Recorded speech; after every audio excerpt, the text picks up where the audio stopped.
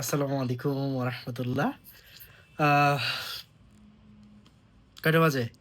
সকাল 11টা 28 অ্যান্ড শেষ, গুণগত শেষ। জ্ঞান অনুধাবন সহ পড়াই দিছি। ওকে, জ্ঞান অনুধাবন সহ পড়াই দিছি।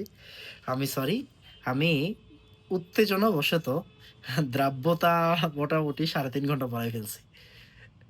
অ্যান্ড যে লাইফে জীবনে দ্রাব্যতা পড়ে নাই, মানে দ্রাব্যতা পড়া জরুরি না। আপনারা তো যারা ফার্স্ট ইয়ার, সেকেন্ড ইয়ারে আছেন, যারা এইচএসসি দিবেন তারা জানেন দ্রাব্যতাকে আপনারা ভয় পান।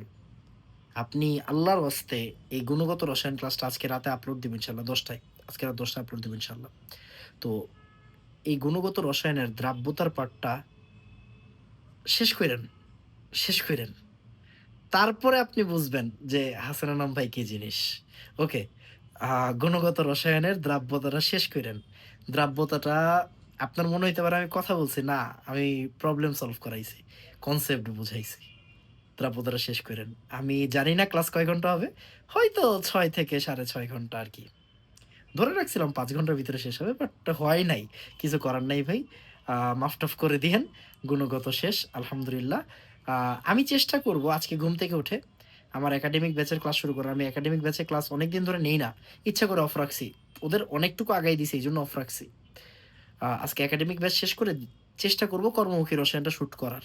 তাহলে আমাদের ৩ টা চ্যাপ্টার শেষ হয়ে যাবে আরকি। বুঝছেন? তো এই তো দিনকাল। সারারাত শুট করছি ভাই। সারারাত শুট করছি। আহ আসসালামু আলাইকুম।